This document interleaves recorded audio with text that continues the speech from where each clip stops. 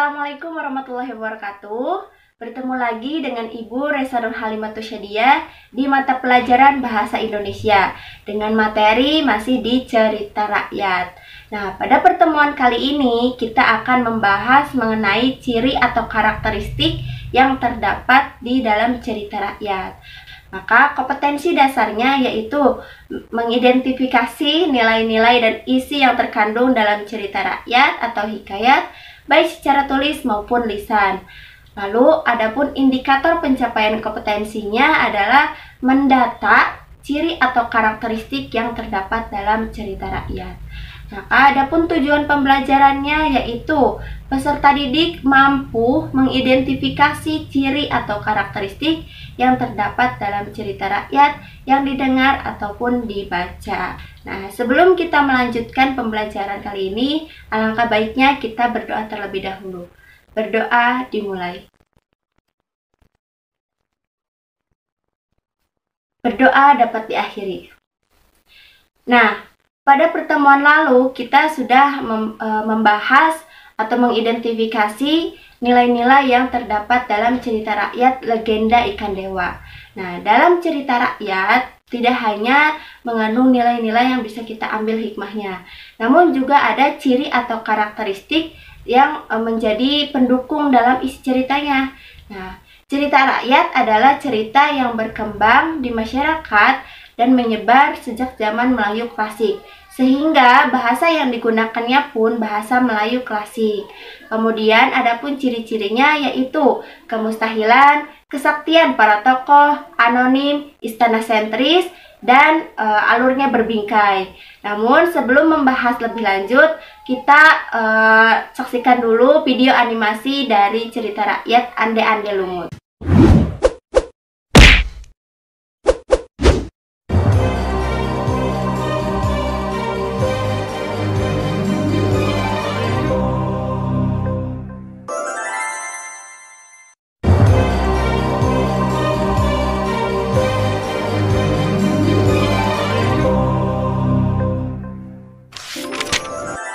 Ande-Ande Lumut.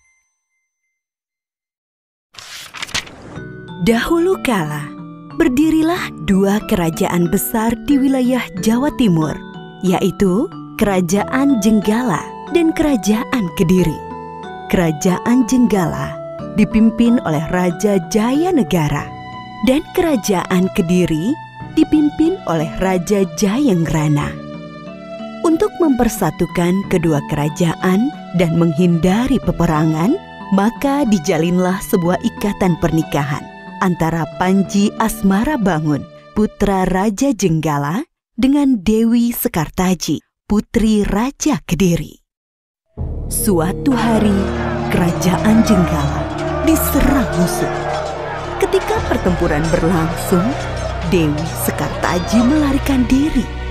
Dia menyamar sebagai gadis desa dan tinggal dengan seorang janda dengan 3 orang putrinya, yaitu Klenting Abang, Klenting Ijo, dan Klenting Biru. Dewi Sekartaji diangkat menjadi anak dan diberi nama Klenting Kuning. Namun Klenting Kuning tidak diperlakukan dengan baik. Setiap hari ia disuruh mengerjakan pekerjaan rumah seperti mencuci, memasak, dan membersihkan rumah. Ketiga kakak angkatnya sangat pemalas. Mereka bisa hanya menyuruh saja. Klenting Kuning, cuci bajuku. Cuci juga selendangku. Baik, Kak.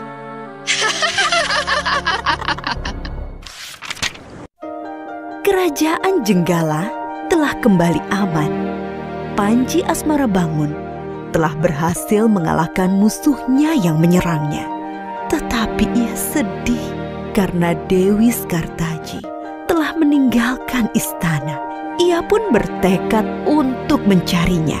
Ia mengerahkan para pengawal untuk mencari keberadaan Dewi Sekartaji. Selang beberapa waktu, seorang pengawal mengabarkan ia bertemu seorang gadis yang mirip dengan Dewi Sekartaji di sebuah desa. Panji Asmarabangun berangkat ke desa Dadapan. Desa itu berseberangan dengan desa di mana Kelenting Kuning tinggal. Ia tinggal di rumah Mbok Randa. Ia menjadi anak angkat Mbok Randa dan menyamar sebagai ande-ande lumut yang sedang mencari jodoh. Berita tentang ande-ande lumut mencari jodoh segera tersebar. Kelenting abang, kelenting ijo, dan kelenting biru berdandan secantik-cantiknya untuk melamar ande-ande lumut. Tak lupa mereka memakai perhiasan dan pakaian yang bagus. Kelenting Kuning, kamu tidak usah ikut melamar. Kamu di rumah saja. Pergilah ke sungai dan cuci semua pakaian kotor itu.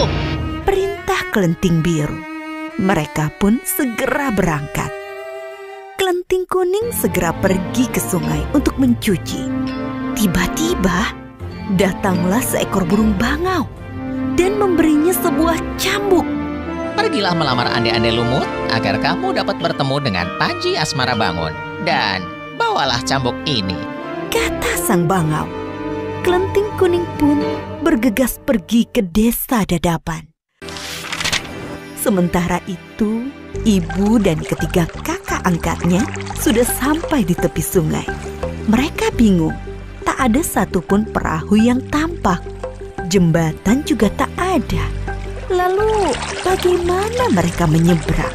Sungai itu sangat luas, dalam, dan deras arusnya.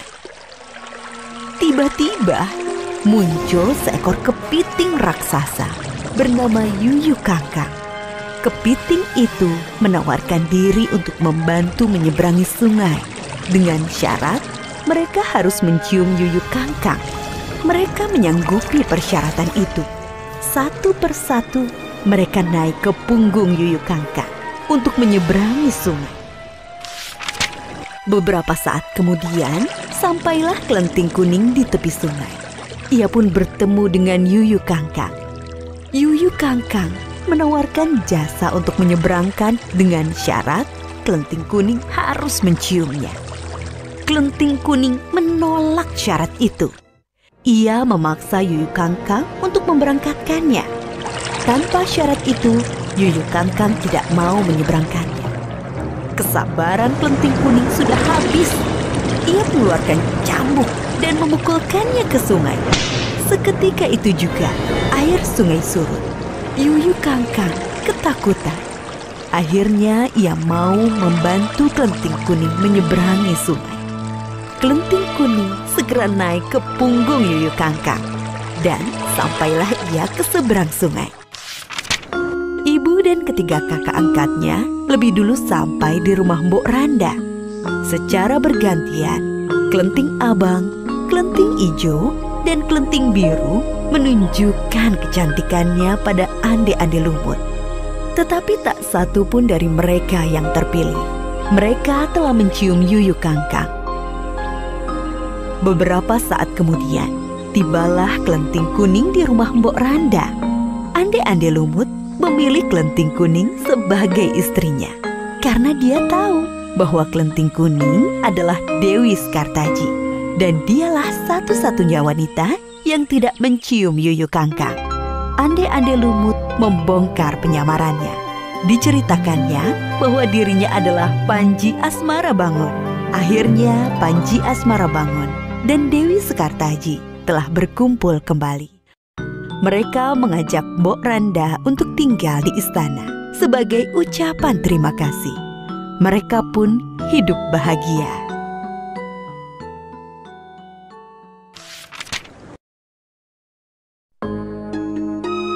Nah, dari tayangan video cerita rakyat Ande-Ande Lumut tadi dapat kita identifikasi ciri atau karakteristiknya. Namun, kita bahas terlebih dahulu materi mengenai ciri atau karakteristik yang terdapat dalam cerita rakyat.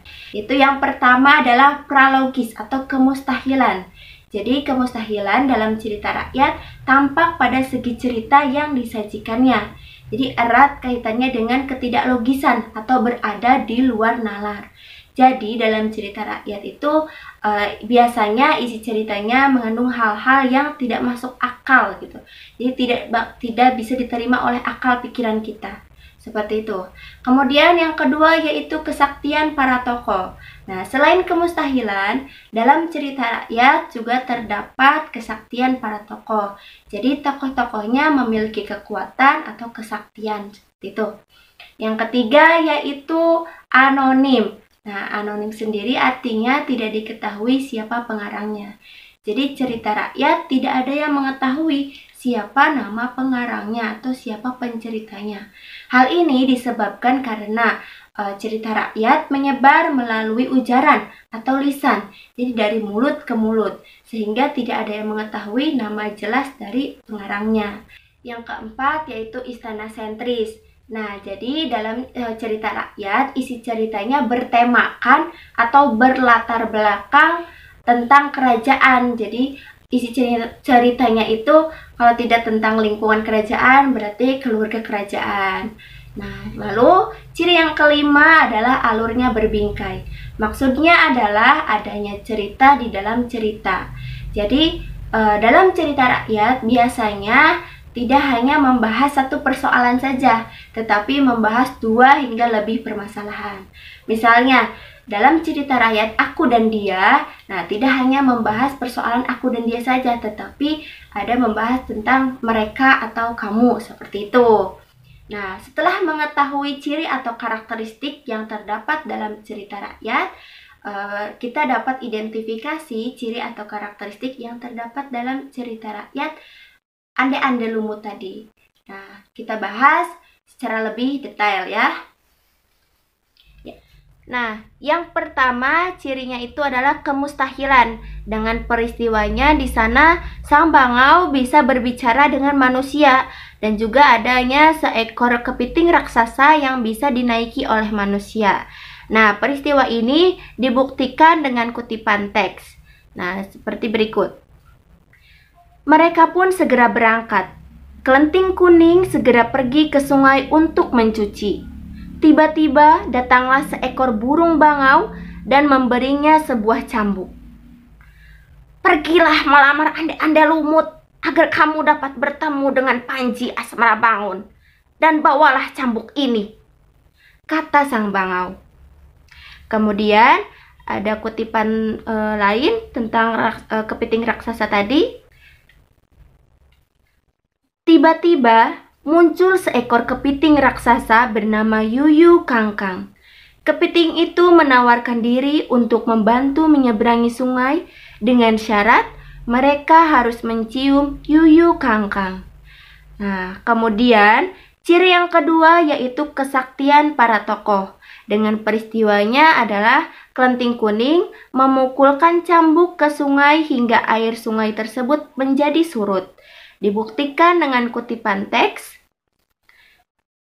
Kesabaran Kelenting Kuning sudah habis. Ia keluarkan cambuk dan memukulkannya ke sungai. Seketika itu juga air sungai surut. Yuyu Kangkang ketakutan. Akhirnya ia mau membantu Kelenting Kuning menyeberangi sungai. Nah, kemudian ciri yang ketiga yaitu istana sentris. Di sini peristiwanya menceritakan tentang sebuah kerajaan besar dari Jawa Timur dan tokoh-tokohnya pun dari keluarga kerajaan, yaitu Panji Asmarabangun dan Dewi Sekartaji. Dibuktikan dengan kutipan teks berikut. Dahulu kala berdirilah kerajaan besar di wilayah Jawa Timur, yaitu Kerajaan Jenggala dan Kerajaan Kediri. Kerajaan Jenggala dipimpin oleh Jaya Negara dan Kerajaan Kediri dipimpin oleh Raja Jahyanggrana. Untuk mempersatukan kedua kerajaan dan menghindari perperangan, mereka dijalinlah sebuah ikatan pernikahan antara Panji Asmarabangun putra Jaya Negara dengan Dewi Sekartaji. Nah, kemudian ciri yang selanjutnya yaitu alurnya berbingkai. Di sini peristiwanya itu adalah menceritakan persoalan lain, yaitu tentang keluarga kakak angkatnya dari Kelenting Kuning. Dibuktikan dengan kutipan teks berikut. Sementara itu, ibu dan ketiga kakak angkatnya sudah sampai di tepi sungai. Mereka bingung, tak ada satupun perahu yang tampak. Jembatan juga tidak ada. Lalu, bagaimana mereka menyeberang? Sungai itu sangat luas, dalam, dan deras arusnya. Nah, tadi adalah contoh bagaimana mengidentifikasi ciri atau karakteristik yang terdapat dalam cerita rakyat Ande-Ande Lumut. Jadi itu saja mungkin yang dapat Ibu sampaikan mengenai materi ciri atau karakteristik yang terdapat dalam cerita rakyat. Sebagai kesimpulan, yaitu cerita rakyat adalah cerita yang berkembang di masyarakat dan menyebar sejak zaman Melayu klasik, sehingga bahasa yang digunakannya pun bahasa Melayu klasik. Kemudian ada pun ciri-cirinya yaitu kemustahilan, kesaktian para tokoh, anonim, istana sentris, dan alurnya berbingkai. Nah, lalu pada minggu lalu kalian sudah mengidentifikasi nilai-nilai yang ada dalam cerita rakyat berjudul Haryang Banga dan Ciung Wanara. Nah, sekarang coba identifikasi ciri atau karakteristiknya ya. Nah, mungkin itu saja yang dapat Ibu sampaikan. Terima kasih sudah menonton atau sudah menyimak sampai akhir. Tetap semangat dan terus belajar. Ibu tutup. Wassalamualaikum warahmatullahi wabarakatuh.